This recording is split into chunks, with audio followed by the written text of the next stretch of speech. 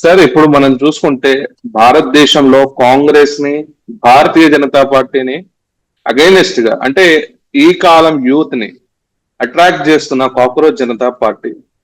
ఆ కాక్రోచ్ జనతా పార్టీపై ఒక ప్రొఫెసర్ గా, ఒక ఏవీపీ జనరల్ సెక్రటరీగా మీరు చేసిన ఒక ఉన్న ఆ ఎక్స్పీరియన్స్ తోని ఢిల్లీ సర్కిల్స్ లో అసలు జేఎన్టీయూలో అంటే జవహర్ ఏదైతే కాలేజ్ ఉందో ఎల్జీబీటీ వీళ్ళందరూ ప్రోత్సహిస్తారో అలాంటి వాళ్ళే ఇప్పుడు మళ్ళీ ఈ స్ట్రీమ్ లో ఈ ఫేసెస్ లో చూస్తున్నాం మనం జేఎన్యూ కాలేజ్ స్టూడెంట్స్ ని. ఏమంటారు ఈ కాక్రోచ్ జనతా పార్టీ? ఆ, అంటే విక్రమ్, ఒక మాటలో చెప్పాలంటే cockroach Janata party social media party కదా. అవును సార్. ఇది 5 lakhs ఫార్మ్స్ కూడా సైన్ చేశారని వస్తుంది ఇన్ఫర్మేషన్. రిజిస్టర్ కాని పార్టీకి ఫార్మ్స్ కూడా ఫిల్అప్ చేస్తారు. తర్వాత లైక్స్ కొడతారు బాగా, లేకపోతే ఫాలోవర్స్ పెద్ద ఎత్తున కోట్ల సంఖ్యలో ఫాలోవర్స్ వస్తారు. నేనేమంటున్నా అంటే ఇదంతా కూడా చాలా మంది ఆక్రోశం అని కొందరు వర్ణిస్తున్నారు. యువత యొక్క ఆక్రోశం, కోపం. ఎవరి మీద ఈ కోపం? నేను ఇంకో రకంగా ఏమంటున్నా అంటే ఒక ఎంటర్టైన్మెంట్ ఇది. లేని భూమి పైన లేని ఒక పార్టీని ఊహించుకొని ఇప్పుడు ఈగా సినిమా వచ్చింది కదా, చూసింటావు కదా, ఈగా సినిమా చూసింటావు కదా. ఈగా అలా చేయడము, తన ప్రేయసి కోసం ఒక యుద్ధం చేయడం, ఒక విలన్ ను ఏడిపించడము చివరకు అని ప్రాణాలు తీసేంత వరకు పోరాటము, ఇది ఎప్పుడు కూడా మనుషులకు బలహీనమైన వాడు కానీ, బలహీనమైనది ఏదైనా సరే గెలిస్తే ఆనందం ఉంటది మనిషికి. మన మనుషులం కదా. వీక్ షుడ్ విన్ అని. మీరు టామ్ అండ్ జెర్రీ చూడండి ఎప్పుడన్నా. పిల్లలు టామ్ అండ్ జెర్రీని ఎందుకు ఇష్టపడతారు? అందులో ఎలక పిల్లి కొట్లాటల్లో ఎలక గెలుస్తుంది కదా. పిల్లి గెలిస్తే దాంట్లో ఆనందం ఏముంది చెప్పు? అవును సార్. కనుక ఎలక గెలిస్తే ఆనందం. ఎలక పిల్లిని ఏడిపిస్తుంటే తెగ ఆనందం అన్నట్టు. అది జరుగుతుందా మన డైలీ లైఫ్ లో? జరుగుతుందా విక్రమ్? అది జరగదు కదా. కనుక అందుకే మనకు ఆనందం అన్నట్టు. సో ఎప్పుడైనా మన సింపతీస్ ఎప్పుడు కూడా ఎవరి దగ్గర ఉంటాయి అంటే బలహీనమైన జంతువు గాని, మనిషి గాని, వాటిపైనే మన సింపతి. ఎప్పుడైనా ఒక చిన్న జంతువు వెంట పెద్ద జంతువు వెంట పడితే మనకు అయ్యో అని పరిగెత్తి కాపాడుతాం దాన్ని. పిల్లి వెనక కుక్క ఎంబడబడ్డది అనుకో, అని కొడతాం వెంటనే. ఎందుకంటే మనకి ఇష్టం ఉండదు. అదే ఎలుక కుక్కని ఎంబడబడ్డది అనుకో, వదిలేస్తాము, పడలేదు, చూద్దాం ఎంత దూరం పోతుందో, దీనికి ఎంత దమ్ ఉందో అని ఎంజాయ్ చేస్తాం. ఇదే అలాంటిదే. ఇప్పుడు ఈ దేశంలో లేడు ఆ పిల్లవాడు, ఏం పేరు? అభిషేక్ దీప్తి. ఇక్కడ లేడు. ఎక్కడ, ఏ దేశంలో ఉన్నాడు? అమెరికాలో, యుఎస్ లో, అమెరికాలో ఉన్నాడు. అక్కడి నుంచి సరే ఇక్కడ పాపం ఆయన సుప్రీం కోర్టులో జడ్జి గారు ఒక మాట అన్నారు, ఈ బొద్దింకల్లాక. కాన్సెప్ట్ ఏంటంటే సార్, ఆ కాన్సెప్ట్ ఏంటంటే సిజే గారు ఎందుకు చెప్పారు ఆ మాట అంటే, ఫేక్ జర్నలిస్టులు అండ్ మీడియాని అడ్డు పెట్టుకొని సోషల్ మీడియాని రాంగ్ నెరేటివ్స్ ని రన్ చేసుకుంటూ ఆర్టీఎస్ ని మిస్యూజ్ చేస్తున్న వాళ్ళని తను కోట్ చేయడం జరిగింది. కానీ ఆ కోట్ ని వీళ్ళు తీసుకొచ్చేసి ఇక్కడ డిఫరెంట్ మ్యాటర్ లో చెప్పడం జరిగింది వీళ్ళు. కరెక్ట్. అది ఆయన కూడా ఒక ఆక్రోశంతోనే అన్నారు. వీళ్ళంతా కూడా ఫేక్, అన్ని కూడా ఆర్టీఐలే ఫేక్ సగం అనేది చాలా కోపం ఉంది వీళ్ళందరికీ కూడా. కానీ అసలైన వాడికి ఉపయోగపడకుండా పోతుంది. ఎవడికో జనాల్ని సతాయించాలి, ఏడిపించాలి అనుకునే వాడికి బాగా ఉపయోగపడుతుంది. చాలా చట్టాలు అట్లా ఉపయోగపడుతుంటాయి.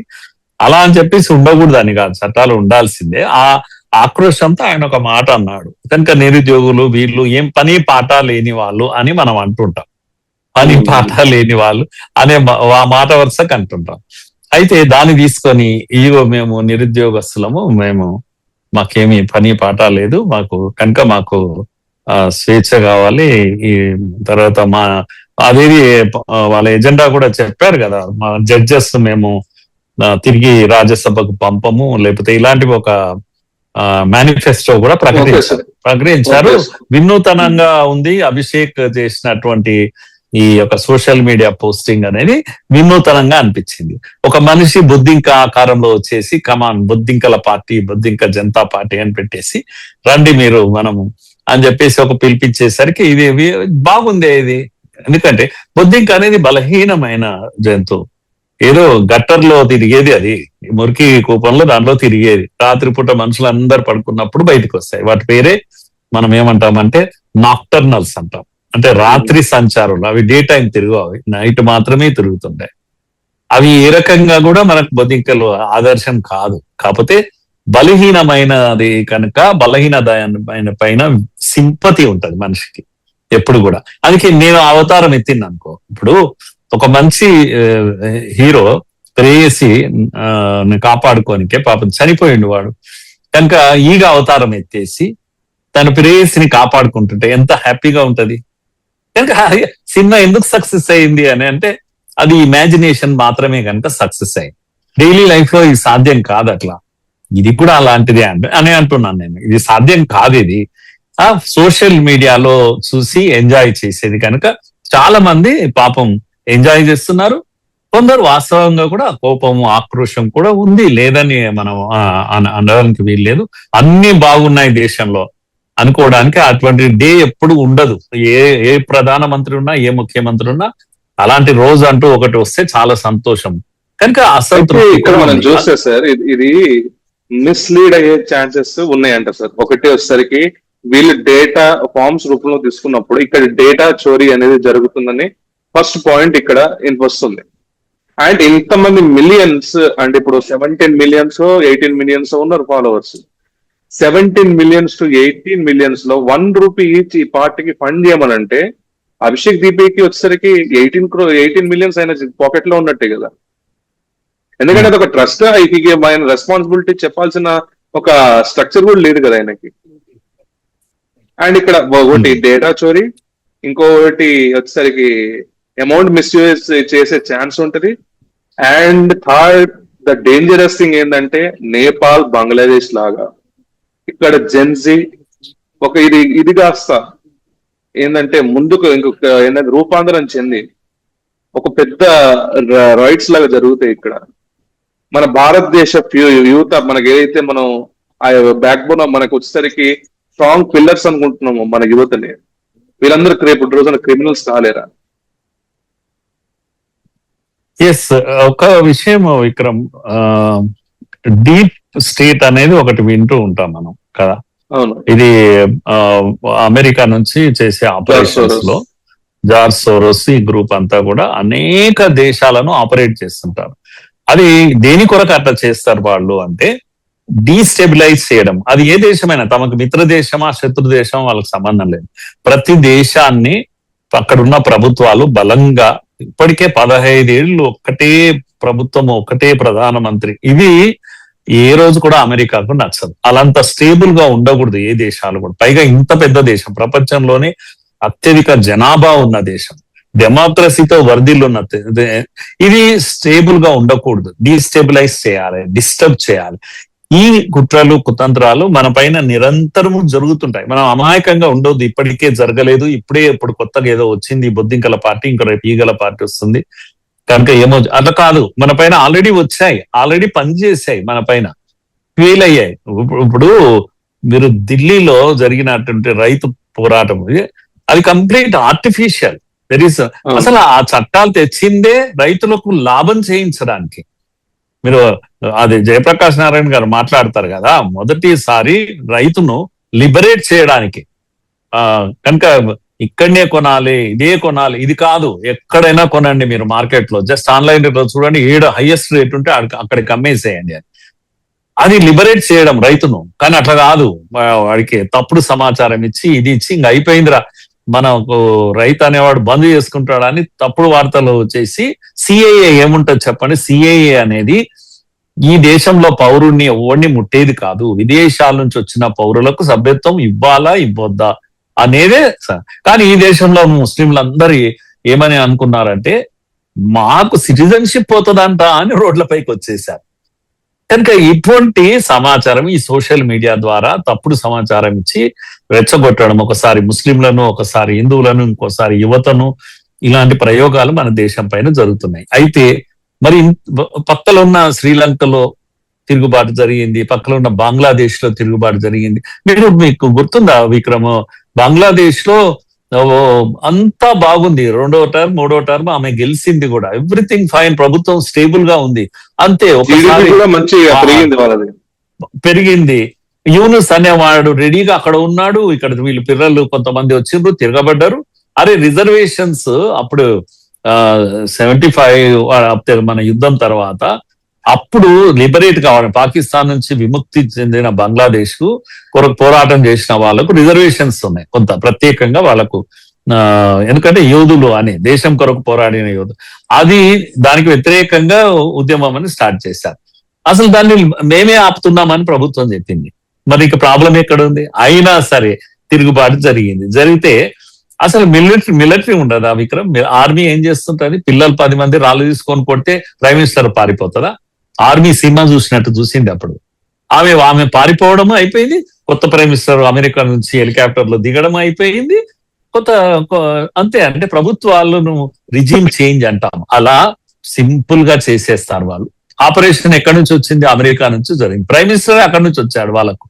సో అట్లాగే నేపాల్లో జరిగింది, అట్లాగే ఇట్లా అన్ని దేశాల్లో జరిగిన, పాకిస్తాన్ లో జరిగింది, ప్రధానమంత్రిని తీసుకుపోయి జైల్లో పెట్టేశారు, వీళ్ళు కబ్జా పెట్టేశారు. ఇప్పుడు అందుకే నేనేమంటారు, మన దగ్గర ఎందుకు కాలేదు అని అంటే, మన దగ్గర అంత ఈజీ కాదు, మన వాళ్ళు కూడా ప్రిపరేషన్ తోనే ఉన్నారు. ఇప్పుడు ఒక్క నరేటివ్ ను ఈ దేశంలో స్ప్రెడ్ చేయాలంటే మీరు ఏం చేయాల్సి వస్తుంది? 20 భాషలు మాట్లాడాల్సి వస్తుంది. మనం చేసాం కనుక ఒక విషయాన్ని చెప్పాలంటే వాడు అమెరికా నుంచి పంపించేవాడు 20 భాషలలో చెప్పాల్సి వస్తుంది. దానికి ఒక దేశము ఒక భాష కాదు ఇది, కనుక దేశం ఒకటి కానీ భాషలు అనేకం ఉంటాయి. సో ఇవన్నీ మన బలహీనత కాదు. సో ఇప్పుడు అదే స్ట్రాటజీ ప్రకారంగానే ఇప్పుడు కాక్రోచ్ జనతా పార్టీ అని ఇప్పుడు యూత్ ఇన్ఫ్లుయెన్స్ చేసి రకరకాల భాషల్లో, ఇక్కడ హైదరాబాద్ నేనే ఇక్కడ చీఫ్ మినిస్టర్ అని ఒకటి చెప్తాడు, తెలంగాణ నుంచి ఆంధ్రప్రదేశ్ లో నేనే ఇక్కడ చీఫ్ మినిస్టర్ అని ఒక పిల్లలు రీల్స్ చేస్తున్నారు. సో ఇప్పుడు ఇది మనం ఏదైతే మనం జరగదు ఇక్కడ మన భారతదేశంలో అని అనుకుంటున్నామో, అది కాక్రోచ్ జనతా పార్టీ ఒక mind set, youth mind set లో ఆల్రెడీ ఫిక్స్ అయిపోయింది. ఇప్పుడు ప్రెసెంట్ కొంతమంది యూత్ లో ఏదైతే రెవల్యూషనరీగా ఏదో చేసేద్దామని అనుకుంటున్నారో, ఆ యూత్ లో ఇప్పుడు కొంచెం అది ఫీడ్బ్యాక్ అయిపోయింది అని చెప్పేసి అనుకోవచ్చు. ఇప్పుడు ఈ డీప్ స్టేట్స్ ఈ కాక్రోచ్ జనతా పార్టీని ఉపయోగించుకొని మన భారతదేశం మీద ముప్పు ఉండేదని చెప్పేసి ఎన్ఐఏ ఆల్రెడీ దీని మీద దృష్టి పెట్టిందని చెప్పేసి న్యూస్ వస్తున్నాయి. సో ఇది భారతదేశాన్ని ఇప్పుడు మనం ఏదైతే జరగదు అని అనుకున్నామో, 26 భాషలు అనేసి మనం అనుకున్నాం, ఇప్పుడు అది జరిగే ఛాన్స్ ఉంది సార్. ఇప్పుడు దానికి మీరేమంటారు? నేనేమంటున్నా అంటే సోషల్ మీడియా ప్రచారము, ఫాలోవర్స్ సంఖ్య కాసేపు ఆ సంఖ్యను అది పక్కకు పెడితే, ఇండియాలో ఈ తమాషాను చూస్తూ ఉంది ప్రభుత్వము. కనుక ఒక ఉప్పెనలాక వచ్చేస్తుంది, మిడతల దండు వచ్చేస్తుంది, పడుతుంది, ఇంకా ప్రభుత్వాన్ని కూలదొస్తుంది, బంగ్లాదేశ్ లో కూలదోసినట్టు కూలదొస్తుంది. ఇలా అనుకోవడమే ఒక పొరపాటు అని అంటున్నాను నేను. ఎందుకంటే వీళ్ళంతా ఇప్పటికిప్పుడు రోడ్డు మీదకి వచ్చేవాళ్ళు కాదు. ఇది సోషల్ మీడియా వరకు బాగానే ఉంటుంది కానీ రోడ్డు మీదకి వచ్చేవాళ్ళు కాదు. ఇంకొకటి ఏంటంటే ఒక ఎంజాయ్మెంట్ వరకే ఉంటుంది. మన ఏజెన్సీస్ దీనిపైన చాలా పనిచేస్తున్నాయి. దీంట్లో డీప్ స్టేట్ ఇన్వాల్వ్మెంట్ ఎక్కడెక్కడ ఉంది, వాటి అన్నిటినీ డిస్కనెక్ట్ చేసే పని మొదలైపోయింది. కనుక అమెరికా నుంచి ఇంకే దేశాల నుంచి ఇంకొకడు ఉన్నాడు కదా, ఇది దీప్తి కాకుండా అదేదో జర్మనీ నుంచి మాట్లాడుతుంటాడు అబ్బాయి ఒకడు,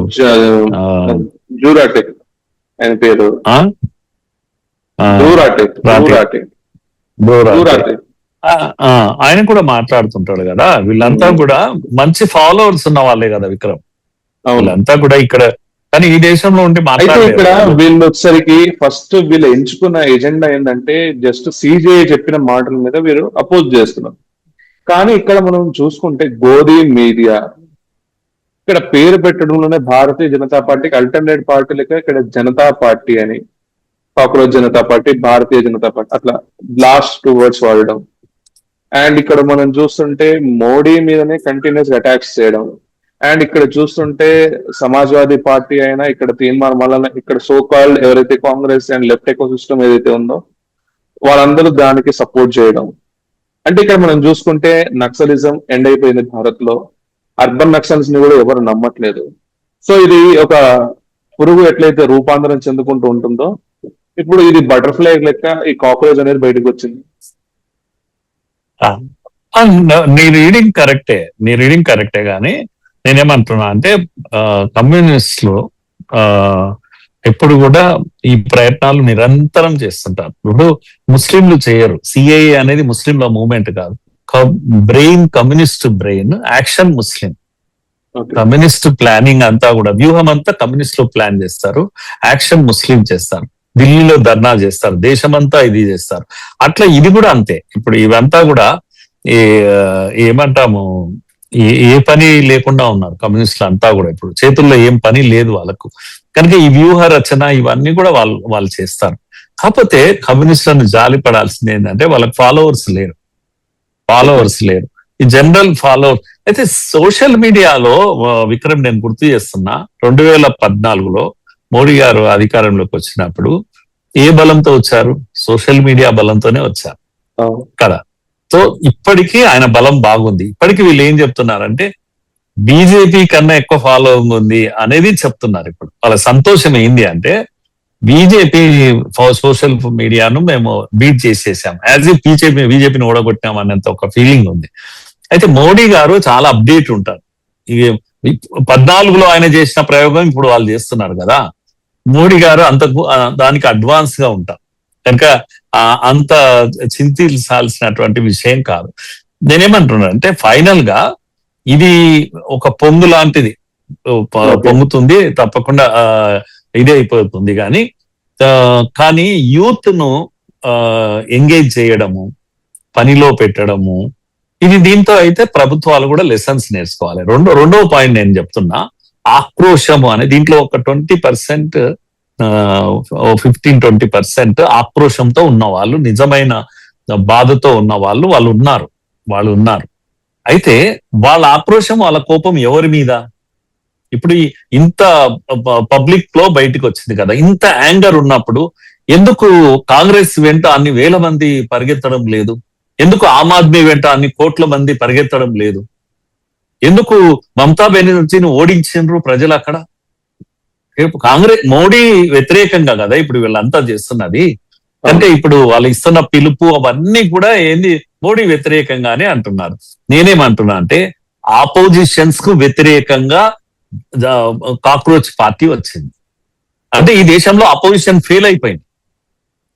అపోజిషన్స్ ఫెయిల్ అయిపోయినాయి కనుక మేమే అపోజిషన్ అని వాళ్ళు అనుకుంటున్నారు. మరి మీరేమనుకుంటున్నారు అంటే మోడీకి వ్యతిరేకంగానే అనుకుంటున్నారు. కాదు, మీకు వ్యతిరేకంగా. నిజంగా మోడీ వ్యతిరేకంగా ఉంటే వీళ్ళంతా మీతో ఉండాలి. విశ్వాసం కోల్పోయారు ఇక్కడ యూత్ అంతా కూడా. దీనిపైన అపోజిషన్ పైన విశ్వాసం కోల్పోయారు. ఎవడు ఒక నీతి పరుడు లేడు, ఎవడు ఒక నిలబడేవాడు లేడు. కనుక వాళ్ళ వైపు నుంచి ప్రశ్నించే వాళ్ళు కూడా లేరు వాళ్ళకు. కనుక వాళ్ళు ప్రశ్నిస్తున్నదే అపోజిషన్, ఏం చేస్తున్నారా మీరు అని. అందుకే అట్లా కూడా ఆలోచించండి మీరు. ఒకటి మోడీ పైన మీరు పెడుతున్నారు, మోడీ పైన అనేది కొంతమంది ఆ 20% ఎవరైతే నిజమైన ఆక్రోశం ఉన్న వాళ్ళు ఉన్నారో వాళ్ళు పెడుతుండొచ్చు. కొంతమంది ఆమ్ ఆద్మీ పార్టీ దీని వెనకాల, తెర వెనకాల ఉండి పనిచేస్తా ఉంది కనుక డీప్ స్టేట్ దీని వెనకాల ఉండి పనిచేస్తుంది. టోటల్ గా దేశంలో మోడీ పైన తిరుగుబాటు అనే చిత్రాన్ని వీళ్ళు చిత్రీకరిస్తున్నారు. నేను పార్టిసిపెంట్స్, ప్యూర్లీ పార్టిసిపెంట్స్, ఏ కల్మర్షం లేని పార్టిసిపెంట్స్ యాంగర్ బయటికి వస్తే ఎవరిపైన యాంగర్ వస్తుంది అంటే మీరు మోడీనే ప్రశ్నించాలి, లేకపోతే రాష్ట్రాల్లో ఒక పార్టీని ప్రశ్నించాలి అంటే అది అపోజిషనే లేదు, నేనే ప్రశ్నించుకుంటా అని వాడు ముందుకు వస్తున్నాడు. కనుక మీరు మోడీని రీప్లేస్ చేయలేకపోతున్నారు, మీ పైన ఆక్రోశంతో ఉన్నారు. మోడీ వీళ్ళందరినీ తాను గెలుస్తారు, వీళ్ళందరినీ తన వెంట తీసుకొని వెళ్ళిపోతారు. ఇది ఏమంటున్నానంటే ఈ కాక్రోచ్ జనతా పార్టీ మోడీకి బలమై కూర్చుంటది. మళ్ళా ఇది కొత్త శక్తిని ఇవ్వబోతుంది, మరింత కొత్త శక్తిని ఇచ్చింది. కొన్ని కొత్త ప్లాన్స్ ని ఇంప్లిమెంట్ చేస్తారు మోడీ గారు. ఎందుకంటే ఆయనకు తెలుసు సోషల్ మీడియాని ఎట్లా అడ్రస్ చేయాలనో, జనరల్ మీడియాను కూడా ఎట్లా అడ్రస్ చేయాలనో, కొత్త స్కీమ్స్ ఎట్లా తయారు చేయాలనో అన్ని తెలుసు. ఒక రాష్ట్రం తర్వాత ఒక రాష్ట్రము కాంగ్రెస్ వదులుకుంటూ పోవాల్సిందే. మోడీ ప్రభుత్వాలు అన్ని రాష్ట్రాల్లో రావాల్సిందే. ఇంకా 10 years నా దృష్టిలో అయితే నియర్ బై ఫ్యూచర్ లో రీప్లేస్మెంటే లేదు. కానీ ఆన్సర్ ఉంది, బొద్దింకల పార్టీకి మోడీ దగ్గర ఆన్సర్ ఉంది కనుక రాబోయే. ఇప్పుడు లాస్ట్ మీరు గమనించారు లేదో, ఈ దేశ చరిత్రలో ఎన్నడూ జరగనిటువంటి ఒక విషయం ఏం జరుగుతుంది అంటే, 8 years అయిపోయింది ఇప్పటికీ. ప్రతి ఏడాది బడ్జెట్ లో 10 lakh crores దేనికి పెడుతున్నారు? ఓన్లీ ఇన్ఫ్రాస్ట్రక్చర్ కు పెడుతున్నాం. బడ్జెట్ లో మీరు కేటాయింపులు చూసినట్టు 10 lakh crores అనేది మీరు ఇమాజిన్ కూడా చేయలేరు. ఈ దేశం ఎప్పుడైనా ఈ 6 ways 8 ways రోడ్లు అనేది ఎప్పుడు వినలేదు. ఆ వాజ్పేయి గారు వచ్చాకనే క్వాడ్రాలాటరల్ అనే ఒక పదాన్ని విన్నాం. అంటే ఢిల్లీ, ముంబై, మద్రాస్, కల్కటా 4 కలుపుతూ పెద్ద రోడ్లు వచ్చి ఈ దేశం పరిగెత్తడం నేర్చుకునేది వాజ్పేయి పీరియడ్ లో. నడవడం కూడా రాని ఈ దేశము పరిగెత్తడం నేర్చుకునేది. ఇప్పుడు ఈయన వచ్చిన తర్వాత బుల్లెట్ ట్రైన్ వింటున్నాం మనం, గూడ్స్ ట్రైన్ కు స్పెషల్ లైన్ వింటూ ఉన్నాం. రేపు తెలంగాణ హైదరాబాద్ నుంచి 3 బుల్లెట్ ట్రైన్లు లేచి 2 గంటల్లో బెంగళూరు పోతాయి, 2 గంటల్లో మద్రాస్ పోతాయి, 2.5 గంటల్లో బాంబే పోతాయి. ఇది ఊహిస్తావా విక్రమ్? నువ్వు నిద్ర కళ్ళు మూసుకొని ఇమాజిన్ చెయ్యి ఈ దేశంలో ఇలాంటిది జరుగుతుందని. నేనేమంటున్నా అంటే రాబోయే 5 years లో ఈ దేశం యొక్క రూపురేఖలు మారిపోతున్నాయి. అణు విద్యుత్తు తెస్తున్నాం మనం. ఎంత తెస్తున్నాము అని అంటే మనకు అవసరాల కన్నా డబుల్ విద్యుత్తు మనకు వస్తుంది. కనుక మీరు ఎన్ని పరిశ్రమలు పెడతారో పెట్టండి, విద్యుత్తు రెడీగా ఉంది. సగం పోయి కరెంటు పవర్ కట్ అయ్యి అదే ఈ సగం వచ్చి మీటర్లు ఇది ఈ కాలం పోయింది. సమృద్ధి అని అంటాం. ఇష్టమైనంత విద్యుత్ ఉంటది, వాడండి అని ఎనర్జీని. నీకు తెలుసా అసలు ఇంత మనం పెట్రోల్ డీజిల్ గురించి ఇంత మాట్లాడుతున్నాం కదా, లాస్ట్ 10 years లో ఏమైంది? 40% రిన్యూవబుల్ ఎనర్జీని మనం ఉత్పత్తి చేసాం. మనం మాట్లాడుకున్నాం. సోలార్ ఎనర్జీని కూడా ఒకటి కొత్త ప్రాజెక్ట్ ఒకటి స్టార్ట్ చేస్తున్నారు అంటే కోల్ నుంచి కూడా గ్యాస్ తీస్తున్నారు అనేసి ఒకటి తీస్తున్నారు. అందుకని నేను ఏమంటున్నా, ఈ దేశము వండర్స్ చేయబోతుంటే మీరేంట్రా బాబు ఈ బొద్దింకల పార్టీలు, లేకపోతే మిడతల పార్టీలు, ఈగల పార్టీలు, దోమల పార్టీలు, ఇది ఏంది అసలు? నవ్వాలన్నా ఏడవాలన్నా తెలియని ఒక పరిస్థితి. కనుక ఇది ఇప్పుడు ఏదో వస్తుంది, ఏదో చేస్తుంది కనుక మిడతల దండు వచ్చి మీద పడుతుంది. ది స్వామ్ అనే ఒక సినిమా ఉండే ఇంగ్లీష్, అంటే తేనెటీగలన్నీ వచ్చి మీద పడ్డట్టు, ఈగలన్నీ వచ్చి మీద పడ్డట్టు. ఇవి ఊహించడానికి చాలా బాగుంటుంది. ఎందుకంటే చిన్న జీవులు కనుక అవి ఓడిపోకుండా గెలుస్తుంటే మనకు ఆనందం అనిపిస్తుంది. మనిషి నేచర్ అది. మానవత్వం ఉన్న మనిషి ఎప్పుడు కూడా చిన్న చిన్న పురుగులు, ఈగ, దోమ ఇవి కూడా అయ్యో సక్సెస్ఫుల్ గా ఎలక పిల్లి పైన కొట్లాడుతుంటే మనకు హ్యాపీగా ఉంటది. కనుక బొద్దింక పోరాటం చేస్తుంది అనేది ఇది ఒక అద్భుతమైన ఇమాజినేషన్. తప్పకుండా ఇది ఊహల్లో ఇలాగే ఉంటుంది. ఎగ్జాక్ట్ గా ఇది ఎంటర్టైన్మెంట్. ఇది మీరు ఇంతవరకు బాహుబలి అని అన్నారు కదా, బాహుబలి అనేది పెద్ద పెద్ద దృశ్యాలు ఇవి కాదు, చిన్న చిన్న అన్ని కలిసి పెద్ద చలిచీమల చేత పుట్టి పామైనా సరే ఇది అయిపోతుంది అన్నప్పుడు మనకు భలే అనిపిస్తుంది కదా. చీమలు కూడా ఒక పామును నిలదీస్తాయి. ఇది ఎప్పుడు కూడా మంచి కాన్సెప్ట్ మనకు ఉండాల్సిందే. కానీ జరుగుతున్నది ఏంది అవతల అంటే, ఇక్కడ ఈ యొక్క బొద్దింకల సోషల్ మీడియాలో బొద్దింకల ప్రవాహం ఉంటే నేలపైన యువత కొత్త పుంతలు తొక్కుతా ఉన్నారు. దేశం యొక్క కొత్త రూపాన్ని ఇంకొక ఈ 10 years లో మనకు కోవిడ్ కనుక రాకుండా పోయి ఉంటే, ఈ యుద్ధాలు కనుక లేకుండా ఉంటే ఇవన్నీ ఇప్పటికే చూసేవాళ్ళము. మీకు తెలుసా, గుజరాత్ లో జపాన్ బుల్లెట్ వచ్చినప్పుడు గుజరాత్ అహ్మదాబాద్ నుంచి దీనికి బాంబేకి రావాల్సిన ట్రైన్ ఇప్పటికీ 3 ఏళ్ళు లేట్ అయిపోయింది.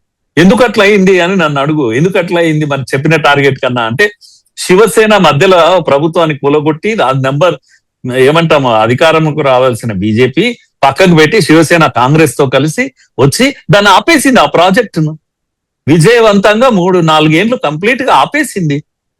ప్రగతిని ఆపే శక్తులు ఇవన్నీ కూడా. ఇలాంటివి ఎన్ని చెప్పాలి నీకు? ఈ దేశంలో ఆగిపోయినాయి. ఇప్పటికే కళ్ళతో చూసేవాళ్ళం. రేపు నీకు 5 ఏళ్లలో మళ్ళీ ఇక్కడ తెలంగాణ నుంచి పరిగెత్తుతాయి, 2 గంటల్లో బాంబే పోతున్నామని అంటే నమ్ముతామా మనం? కానీ జరుగుతున్నాయి ఇవన్నీ కూడా. కనుక అద్భుతాలు చేసే ఈ టైంలో యువతకు అంది వచ్చిన అవకాశాలు మరిన్ని పెరగబోతున్నాయి. ఆర్టిఫిషియల్ ఇంటెలిజెన్స్ వచ్చాక కూడా మీరు చూడండి, కళ్ళతో డ్రోన్లు ఆకాశంలో కాకులు, ఈగలు, ఇవి గద్దలు పోతున్నాయి కదా, అంతకన్నా ఎక్కువ కనబడుతుంటాయి రేపు మనకు. కనుక ఈడ ఉన్న ఒక ఆడపిల్ల ఈడ నిలబడి చేన్లలో ఎరువు కురిపిస్తుంటది. తను పట్టుకోను ఒక రిమోట్ పట్టుకొని మొత్తం 10 ఎకరాల నేలలో నువ్వు మందు కొడుతూ ఉంటే నువ్వు చూస్తుంటావు. ఎవరు చదువురాని ఆడపిల్లలు కొడతారు. ఇవన్నీ కూడా దేశం ఆ వైపు పరిగెత్తుతుంది. మరి ఏం చెప్తావు? బొద్దింకలు ఎక్కడిది, ఈగలు ఎక్కడిది? మనుషులందరూ ఎంత మనుషులుగా అవసరం ఉంది అంటే అంత మనుషులు అవసరం ఉంది. మన ఇండియన్ యూత్ ఈజ్ డిఫరెంట్. చాలా మ్యాజికల్ యూత్ మన వాళ్ళు. అమెరికా అంటే డెవలప్మెంట్ అంటే ఏందో చూయించి వచ్చింది. కనుక అంత చీప్ గా దీంట్లో బొద్దింకల్లాగా ఈగల్లాగా వ్యవహరించే వాళ్ళు మాత్రం కానే కాదు విక్రమ్. Okay sir.